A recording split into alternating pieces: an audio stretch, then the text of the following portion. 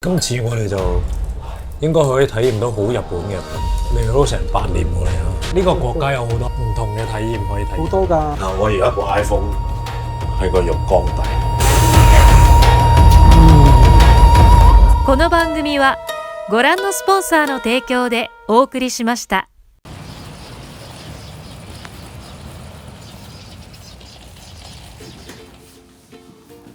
哦，睡房嚟喎呢度。睡房。係咪唔係呢個嘛？唔係喎，唔多燈掣。啊，遙控開㗎。嚇，遙控開㗎？咁我摸黑嗰陣時，我都要揾個地方開到個遙控先得㗎。當你黑到未開燈嘅情況，我連睇都睇唔到，我都仲要揾個遙控先。好彩我有帶呢個神燈仔。我同佢張相撐，即係除咗仲係榻榻米之外，我會咁講咯。呢個係一個好貼近民居嘅民居，但係同我哋最初期望俾錢 book 嘅 Airbnb 係兩碼子嘅事。係見佢近心齋橋我先 book 㗎，諗住就係方便，因為唔想啲老人家行咁遠。佢原來係有唔同到地址咯，最尾俾呢個。我又有啲衰嘅，因為佢係嗰抽好長嘅 message 咧，以為係普通嘅確認 message，咁我就 OK 咗。但係原來嗰抽 message 咧係講緊換咗地方，你 O 唔 OK 咁樣？我其實唔 OK 咯。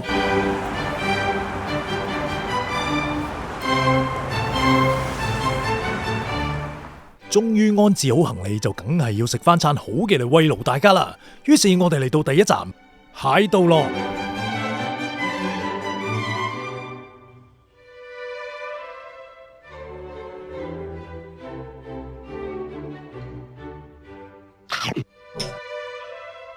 鮮甜，最中意食蟹嘢。蟹道樂嚟講咧，喺日本其實係屬於中檔再貴少少，挨近中高檔咁上下啲餐廳嘅。好鮮甜。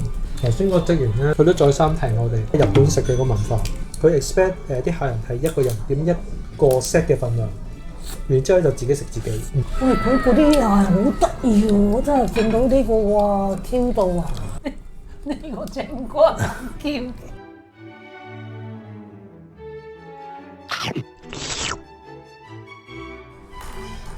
隨便你點啊，你想點？哇！我呢個 another level 算啦，超中意呢種刺身嘅感覺。係你咬下，係啦，仲係有口接化。食魚生仲講話脂肪同魚嘅比例啊。魚香佢一下咬，即係佢入口就化啊。咁又好軟腍，口感一流嗰個香味都係嘛。冇錯冇錯。留喺嗰個脷嗰度，吊一吊佢個鮮味。口感真係一流。一流。我諗唔到嗰個蟹肉係咁嘅味道。我曾經有諗過一個形容詞啊，我成日都覺得咧，食蟹刺身嗰陣時咧，有一種史萊姆嘅感覺。係咪有嗰種史萊姆嘅感覺啊？你係食屎，食到甜苦聲，真係食到甜苦聲。唔好講禮貌。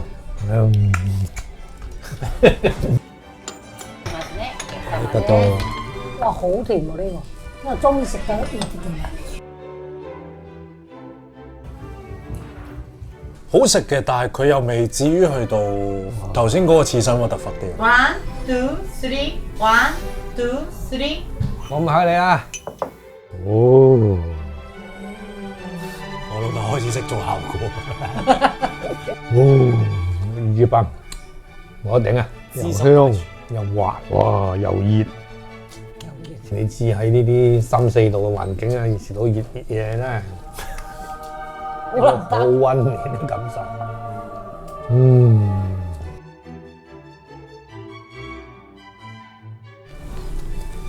好好食，我係 feel 到有淡淡嘅蟹香味。哇！啲豆真係講到咁鮮甜咁好味，同埋嗰啲入口即溶。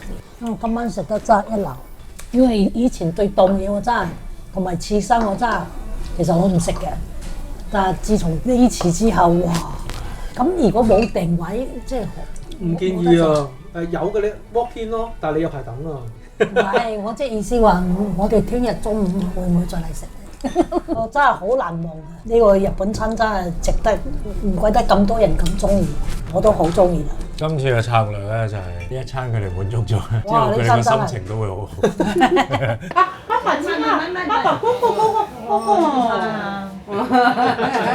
今晚呢一餐你心目中 number one 係邊嚿？邊一 part？邊一 part 啊？今日嘅蟹腳嗰個海鮮咧係真係好出色嘅，我到而家都會形容佢為一個史萊姆嘅口感。誒嗰個蒸豆腐啊，你中意個蛋多啲定豆腐多啲？二選一。蛋真係一流，我未食過咁好食嘅，咁鮮甜同埋咁滑嘅，咁綿密，係嗰個味道嘅。你啊？哇！嗰個蟹腳刺身真係一流，未試過咁，原來可以咁食嘅啲蟹刺身，梅香，即係刺辣留香啊！真係留得好濃好濃。真係好靚啊！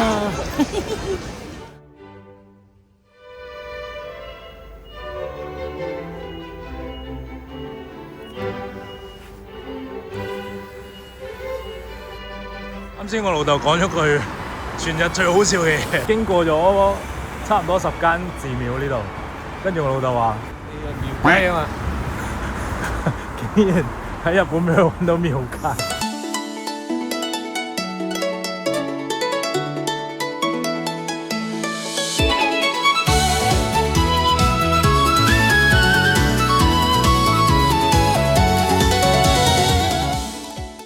第二日朝早，我哋喺黑門市場食咗個幾抵食嘅早餐，仲飲咗竹杯裝住嘅燒酒，天寒地凍，特別好味啊！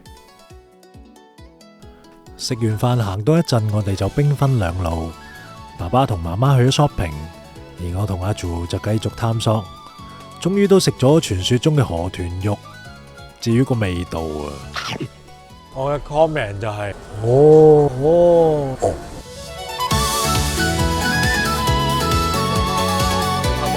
周杰倫啲 MV 就係咁，跟住捉下空氣。但係你爭緊條女喎。冇啊！佢啲 MV 係咁行，捉下呢度，捉下嗰度。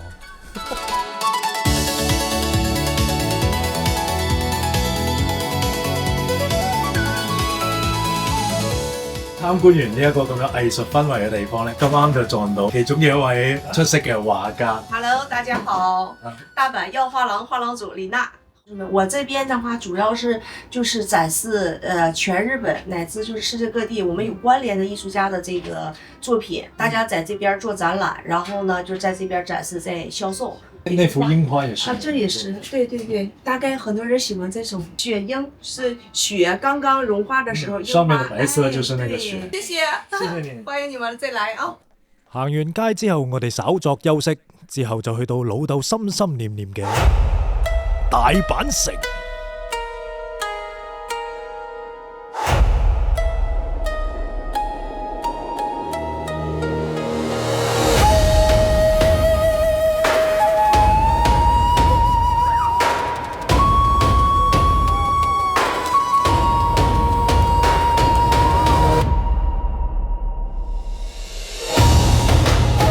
因為我同阿爸都好鍾意《幕府將軍》呢套劇，所以大阪城一定要親身嚟睇下。雖然有啲可惜，到嘅時候西之丸庭園已經閂咗門啦，但係大阪城天守閣頂樓嘅360度全景日落真係好震撼。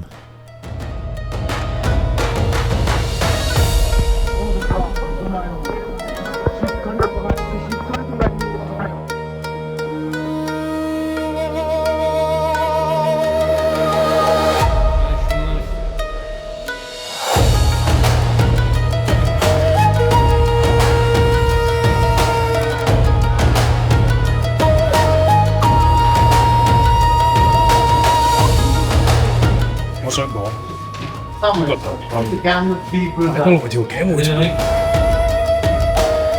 第二晚嘅最後，我哋兩兄弟去咗浸溫泉，認真傻幹。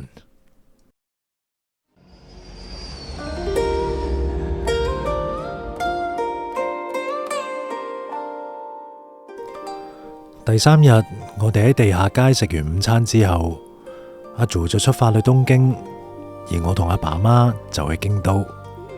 啱啱到埗京都，因為我哋3個都有各自嘅諗法，於是就兵分3路，各自超。因為大家都係水瓶座，所以 me time 對於我哋嚟講，的確係好緊要。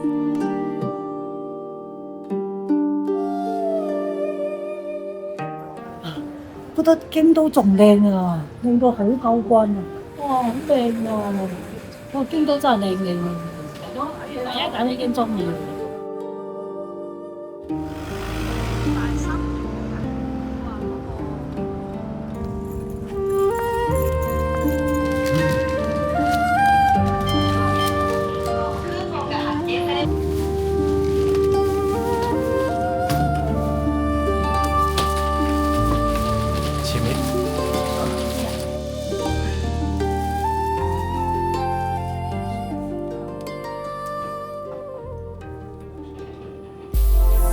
哇！呢個正，哇！呢個先係，哇！呢個正，呢個正。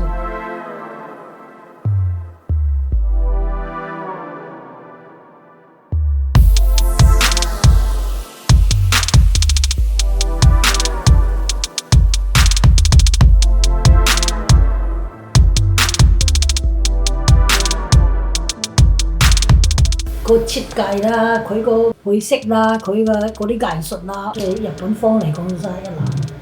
香港旅行團又一支成功，成功越辦越好啊！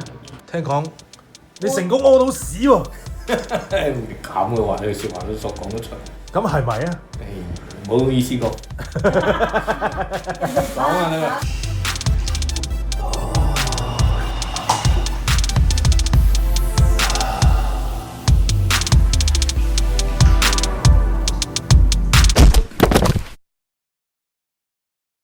發生個超低能嘅事情。話説啦，我終於直播完之後，諗住喺度浸個浴啦。咁啊浸浴嘅期間，我諗住不如拍個 solo，我就將我自己嗰部 iPhone 咧就晾咗喺呢度嗰度拍。點知咧，我一撳 cut 機嘅時候，啪一聲，我一撳個掣，啪一聲就跌咗落呢個窿嗰度。然後我而家部 iPhone 喺個浴缸底。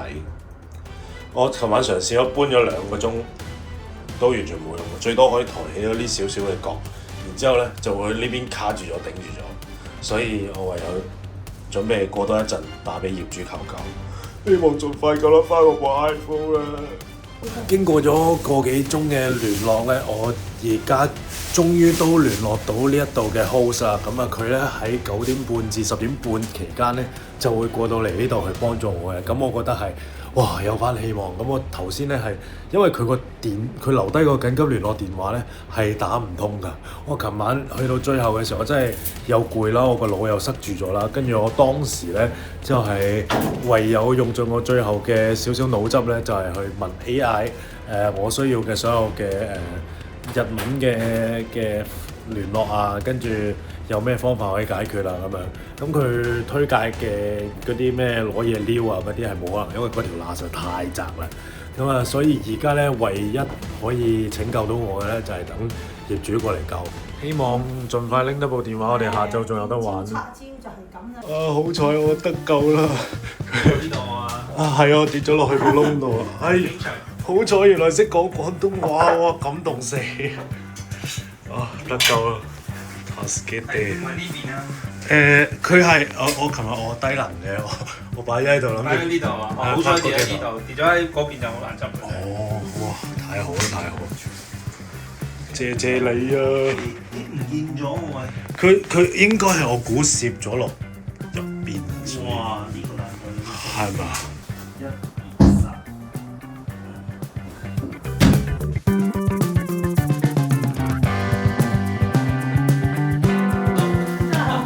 我識到個新朋友啊！我哋嘅彭生啊，哇！佢簡直係我嘅天使啊！所以我決定拍低呢段新增嘅友情，因禍得福我覺得。咁我哋都會盡力幫你處理嘅。多謝，有你個就放心啦，真係。我哋溝通又方便啦，哇！大家又咩親切感。入嚟第一句廣東話嗰陣時，我爭啲想喊大佬。點解講廣東話嘅？好驚訝。我呢陣佢都係見到。因為你個普通話都好常見。哦。我知道。ありがとうございます。いいよ。美味しい。温まる。Thank you so much.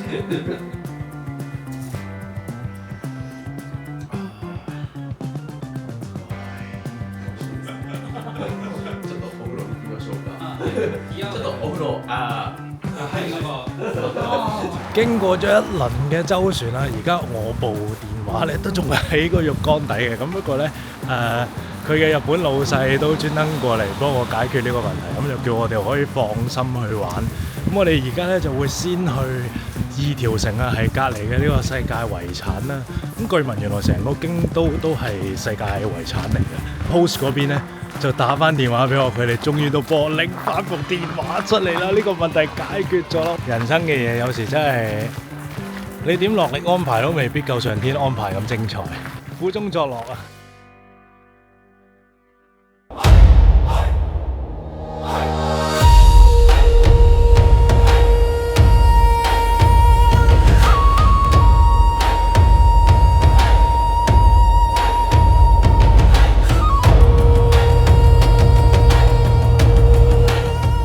原本只係因為近 Airbnb 順便參觀嘅二條城，居然意外成為呢趟旅程最印象深刻嘅一站。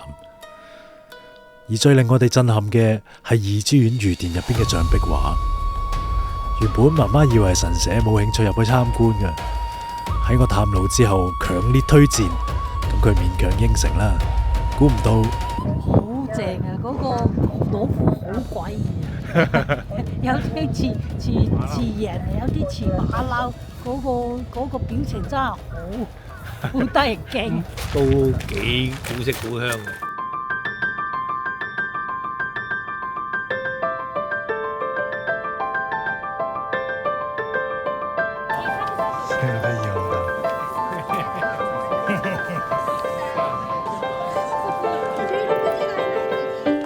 終於嚟到清水寺啦！第一次嚟嘅兩位有咩感覺啊？估唔到嗰個寺廟係紅色嘅，因為日本都係沉沉地嗰色。嚟到京都之前，媽媽淨係知道京都嘅清水寺好出名。正所謂百聞不如一見，京都最古老嘅寺院果然名不虛傳。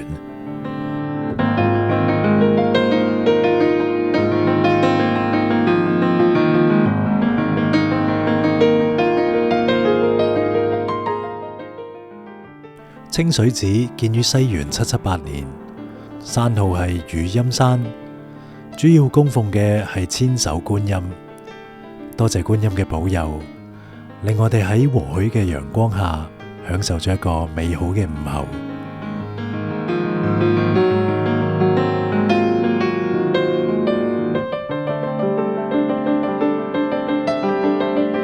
買咗咩啊？買青蛙同埋飲酒嘅竹杯咯。哇！真係估唔到喺呢度俾我揾到嘢，開心！青蛙，我嘅智慧。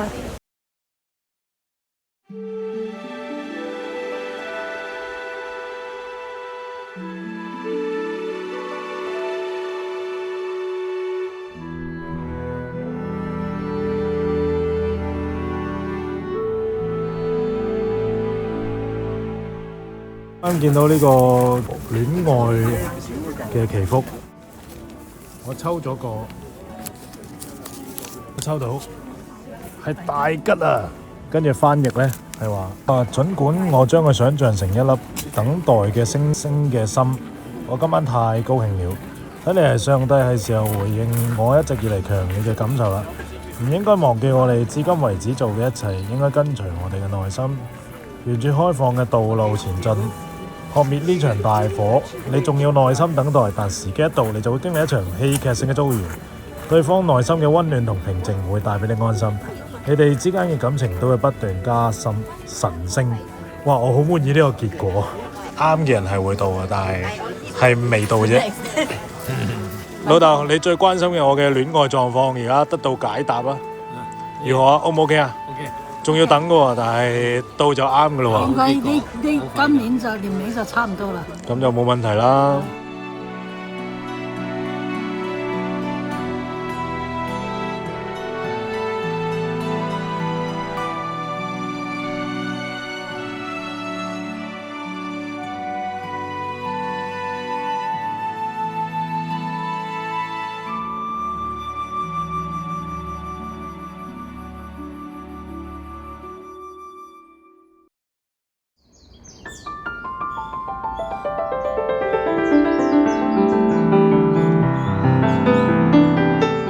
最後一日嘅朝早，趁仲有啲時間，我哋行去車站嘅途中，經過咗呢一個京都御苑前啊。咁原來係一個京都嘅算係國家或者呢個地區一個好大嘅公園，咁裏面都有神社啊，係好闊、好闊、好誇張，可以行幾多行咁。咁我哋諗住輕輕探索一下。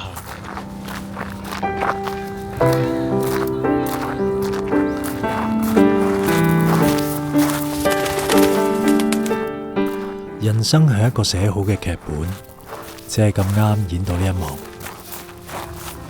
而呢一幕係堅定，堅定咁做想做嘅事，堅定咁等待命中注定嘅人，堅定咁慢工出細貨，同重要嘅人創造珍貴嘅回憶。正如老豆冇諗過蟹腳刺身居然如此好味，我同 Andrew 都冇諗過會喺黑門市場巧遇心靈洗滌嘅藝術交流。iPhone 竟然會跌落浴缸底喎，最後仲遇到廣東話嘅救贖。媽媽又冇諗過二條城入邊嘅象壁畫會咁深刻，大阪城同清水寺嘅色彩原來係咁明豔動人嘅。而我亦都冇諗過八坂神社會咁準確咁樣講出我嘅心情，更加冇諗過會喺旅途嘅最後一日見到櫻花。跟住我哋開唔開心？開心。開心！香港旅行團再食過。人生苦短，就等我陪你苦中作樂。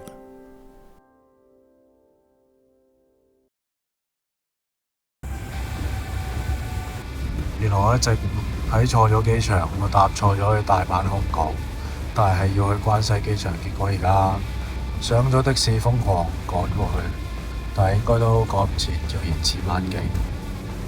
唉，黐撚線！趕到呢個機場，跟住好彩都仲有得 check in。我對唔住兩位老人家。好彩最後有驚無險，都係可以返到香港嘅。咁今次嘅旅行就正式結束啦。